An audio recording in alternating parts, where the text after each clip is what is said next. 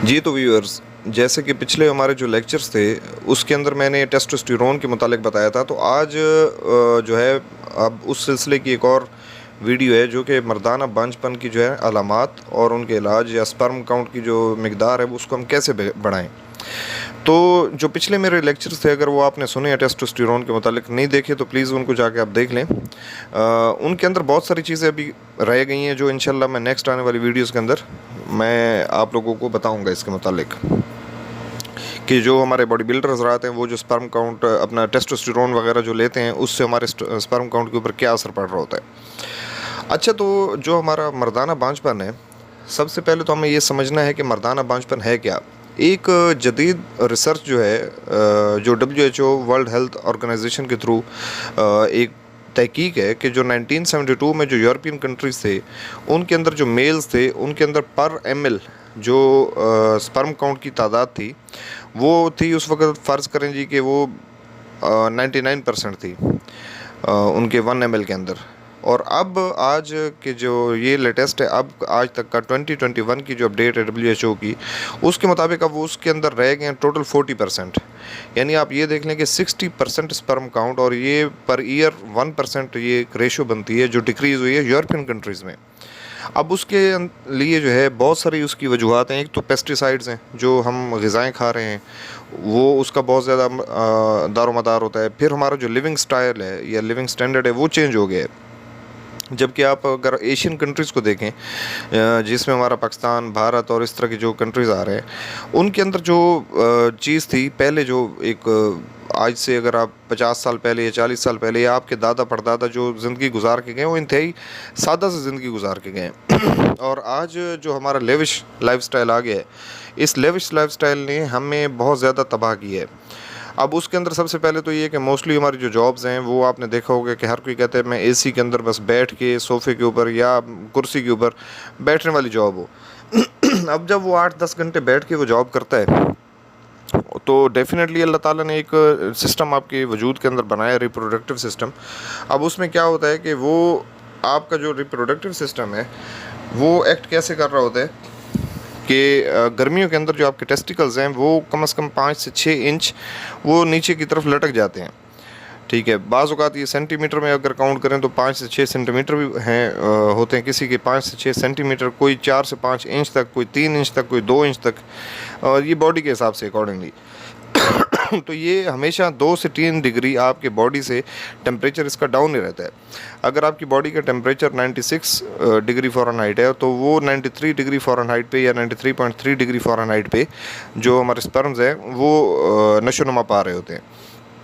अब होता क्या है कि हमने जीन्स या पैंट या अंडरवेयर, इस तरह के अंडरगारमेंट्स जो पहने होते हैं, तो वो गर्मियों के अंदर उनको प्रॉपर तरीके से जो है ना वो अपना वर्क नहीं करने देते।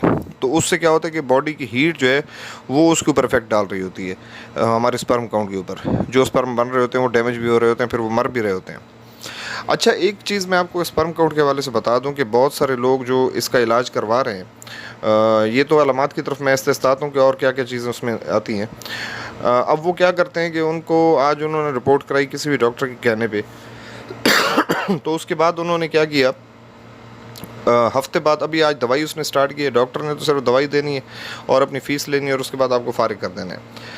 मज़ीद आपने जो है उसके अंदर ख़ुद ब खुद अपने अंदर चेंजिंग लेके आनी है, अपनी लाइफस्टाइल को चेंज करना है, अपने खाने पीने, अपने उठने बैठने, सारी आदत को आपने चेंज करना है, नेचर के करीब तर हो जाना है। अब उससे क्या होगा, जब आप नेचर के करीब तर होंगे तो आपका रिप्रोडक्टिव सिस्टम अच्छे तरीके से काम करना शुरू कर देगा।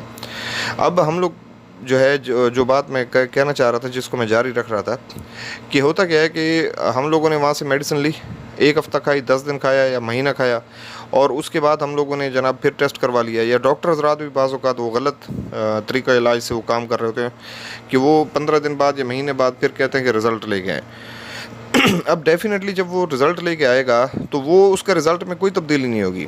अब इसका होता क्या है कि इसका 72 टू 90 जो है डेज़ होते हैं जो आपके स्पर्म को बनाने में और एक्टिव करने में मदद देते हैं।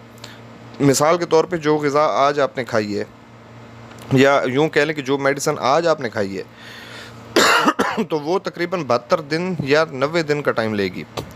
अब वो 90 दिन का जो साइकिल है वो पूरा करेगी। तो आज जो आपने खाई है 90 दिन के बाद उसका असर आएगा।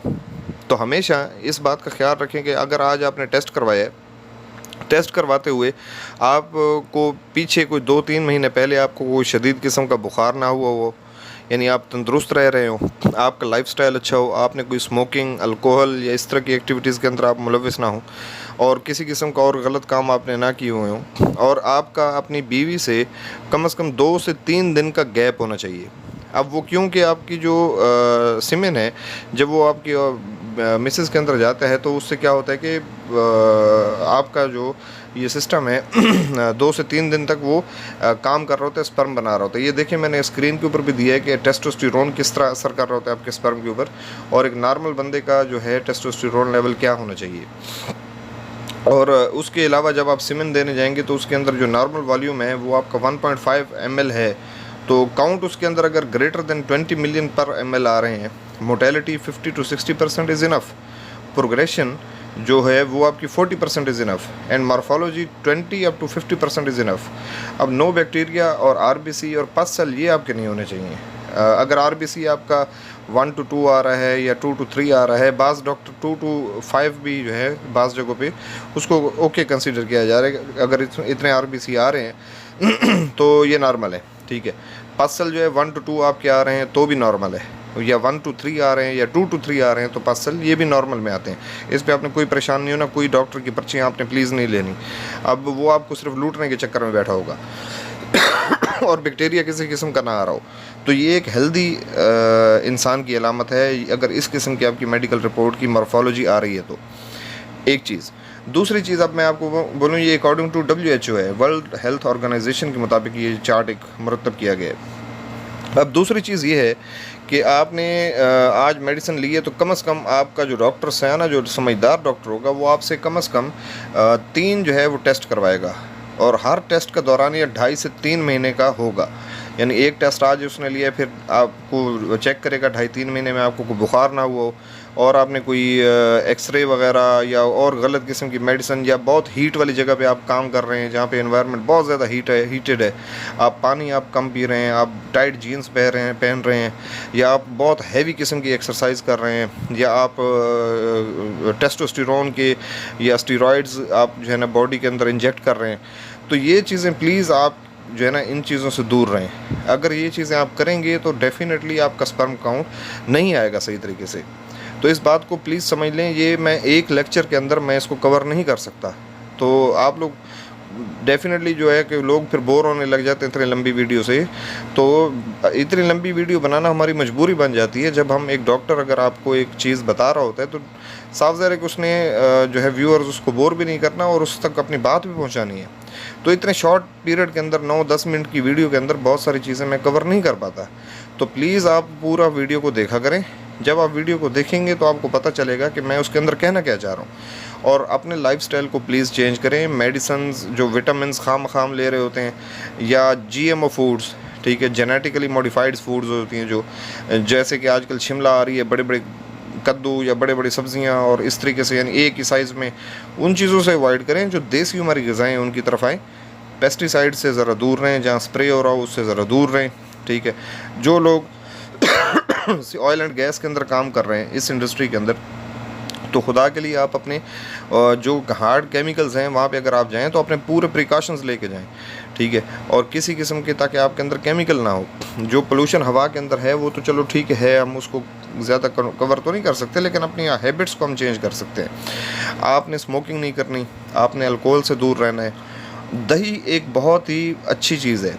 दही अगर एक बंदा खाता है तो आप बिलीव करें कि वो दही जो है ऐसी चीज़ है कि अगर दही के अंदर थोड़ा सा इसबगोल डाल लिया जाए, या तुखम मलंगा डाल लिया जाए, थोड़ा बहुत शहद उसमें डाल लिया जाए, और ये डेली और ज़्यादा नहीं तो आप 1 कप भी पिएंगे तो या खाएंगे, आप बिलीव करें कि आपका स्पर्म काउंट जो है ना बहुत अच्छे तरीके से ग्रो करेगा। मैं आगे आने वाली जो नेक्स्ट लेक्चर्स हैं इंशाल्लाह उसके अंदर आपको ऐसी अद्वियात भी बताऊँगा, ग़िज़ाएँ भी बताऊँगा, अद्वियात होम्योपैथिक अद्वियात जो बेज़रर हैं, और अगर वो आपने यूज़ नहीं करनी कुछ देसी जड़ी बूटियाँ हैं वो आप इस्तेमाल कर सकते हैं जो रोज़मर्रा की ग़िज़ा में आती हैं।